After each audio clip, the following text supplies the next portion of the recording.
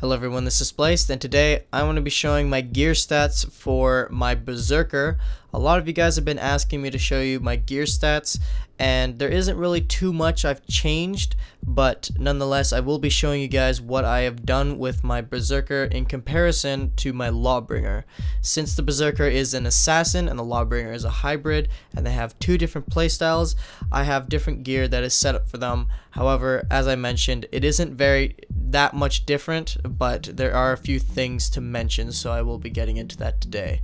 So with that being said, let's get into the first part. I'm going to start off with the helmet. So with the helmet, I actually did have two pieces of armor, but I accidentally deleted the second one, but that's okay because this is the one I'm using mostly anyways. It has 0 debuff resistance, max revenge mode duration, and almost max exhaustion recovery. The other helmet had near max debuff resistance and max revenge mode duration, and I had 0 exhaustion recovery because at the time I felt that debuff resistance had more value than exhaustion recovery, but as a Berserker it is a constant harassing build, so you'll want to be constantly hitting the enemy and it'll drain your stamina a lot, especially if they're blocking or parrying your attacks. So I found that I had 0 stamina a lot of the time, and with 0 exhaustion recovery I was not getting up to my stamina max for a long time, and it was very frustrating and taking a huge toll on my character. So I switched from debuff resistance to exhaustion recovery, and it has been very good in 1v1s here on out. Also, I heard that they're going to be nerfing the debuff resistance where you can resist a parry and survive the guard break as well. So I felt like if I'm more prepared for that for now, then it will be better for the future. Moving on to the chest piece, this is a recent change I've been doing. I made execution health regen near max, I have 0 block damage and max sprint speed. And the other chest piece I have is near max block damage instead of execution health regen. Now, I have been testing this for a while, but it's a recent change that I have decided to go with execution health regen over block damage. I know that execution health regen is not a lot, it's actually very small, but at the same time block damage is also very small. Even when you're in revenge and I have Berserk on, a strong attack from the side or the top when blocked doesn't really shave off that much damage at all. It really needs to be looked at and needs a change in my opinion. And sprint speed has stayed the max because maximum sprint speed just helps all around for getting into fights or getting out of fights. So this is the change I've made. I feel like execution health regen, despite the HP being a little bit more than what it is when you have none, I feel like it will still be more valuable in the end because it might be just enough to keep me alive.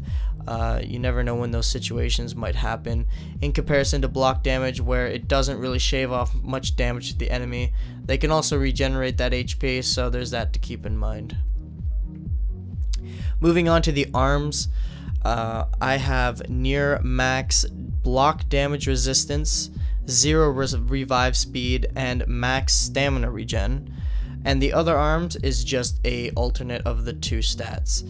I've been going back and forth between these two, but I feel like stamina regen has more value in the end, as block damage resistance isn't really too value on an assassin who, when you're getting ganked, you don't really worry about blocking too much, and you don't really need to be worrying about the damage resistance of being taking block damage, as block damage shaving isn't really too special right now as it is, so resisting it is already almost 100% even when you're at the stats that I'm at. So stamina regen has more value where it is. When you're low on stamina, of course, getting back to full stamina helps a lot to keep up the harassment and keeping up the pressure on the enemy. And of course I have revive speed at 0. This is debatable, of course. You can debate whether having block damage resistance or revive speed. I personally choose to have block damage resistance, because even though it's not too much of damage you're resisting, if they have max block damage and you have 0 resistance, you can actually start taking a lot of damage, especially if you're being ganked by a lot of enemies. So that's my personal change. This is something that you can debate yourself if you want to change, of course. Moving on to the axe head, I have the typical near max attack and max defense. I prefer making defense builds for my characters because I like to survive in fights as long as I can. Even though I'm an assassin and my defense is low, it makes a huge difference than to have max attack or stamina cost reduction with 0 defense. So this change has not changed since, and I keep it, and it's something that I think has the most value in this whole entire build, is near max attack and max defense. The stamina cost reduction isn't too much of a problem because the stamina does get drained a lot quicker and you don't really get to keep your combo up that much, but that's okay. Even though this character isn't a harasser, when you go against the more skilled players, you're only going to be really trying to get 1 or 2 hits in, and then you're going to stop and go on the defensive. So trying to keep up a harassment attack on the enemy won't ever really work. So I choose to do that, and so my stamina usually never runs out unless if I get blocked or parried, of course. Moving on to the handle, this is something I'm still up in the air about. I'm not sure which one I'm going to go with, but currently I am right now using 0 feet cooldown reduction, max revenge mode defense, and near max revenge gain by defense, just the same as my Lawbringer. But this character is very feet reliant to keep its damage really high and to take out enemies in 1v3 and 1v4 situations very quickly. So I've been testing out near max feet cooldown reduction over revenge gain by defense. Feet cooldown reduction reduces the cooldowns by a tremendous amount. It is actually a very good thing to have for either skirmish or dominion. Not so much elimination because you can get them per round, but it also could have value, which is what I'm currently testing out, which is when you're in a very long 1v4 situation and you use your buffs in the very beginning, they survive that somehow, and you're left with just your revenge damage and defense, and you have to survive the rest of the round with that while they have revives and they're all ganging up on you. So I'm testing out right now to see if feet cooldown reduction can actually benefit me in the long run. Might or might not change, but for right now these are the 2 that I'm testing, but this is my main go-to because it's safe. I keep my max revenge mode defense and my revenge gain by defense. Now the reason why I think that this might actually have more value down the road is because I already get my revenge really quickly, so I felt what is the harm in lowering my revenge gain by defense, where I could be getting my feats back quicker over the amount of revenge gains I get. Revenge does have a lot of value, but is also getting nerfed in the next patch, so I felt like I would be more prepared for it when it does happen, and this build might be viable indeed, so I will keep you guys updated on that in the future. And finally, we're moving to the offhand axe head. This is exactly the same as the Lawbringer, with 0 throw distance, max revenge mode attack, and near revenge gain by injury.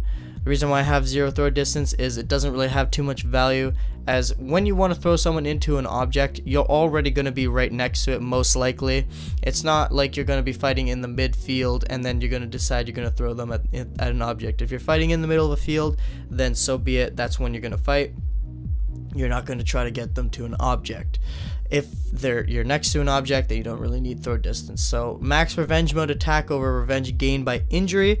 The reason why I have this is because you want to maximize your damage when you're in revenge mode, especially now that it's getting nerfed. You want to make sure that you have as much damage as possible to keep up the ganks that are going to be used on you. And near max revenge gain by injury, I know that's also getting a patch as well.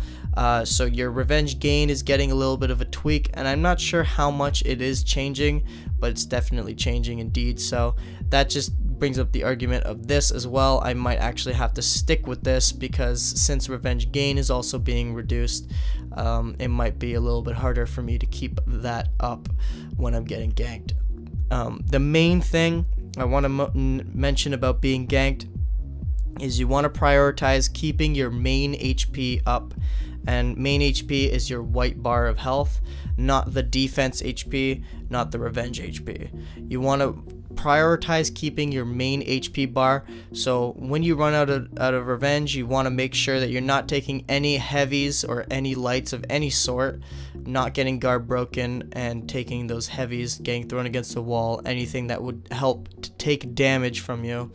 Try to keep that HP bar up as long as possible because the revenge mode HP bar is expendable and the defense HP bar is also expendable. So that's just a little tip for you guys. That's all I have for you guys today. This is my build for the Berserker. I know you guys have been asking for that a lot, and not too much has changed, and I'm still in the process of testing some of these items, but I will keep you guys updated whenever I come with a solid conclusion, especially when the new patch comes out. I'm going to be testing these to the full brim and seeing what new builds I could be making that would be the most viable. So with that being said, hope you guys do enjoy this Berserker stats video, and I'll see you guys later.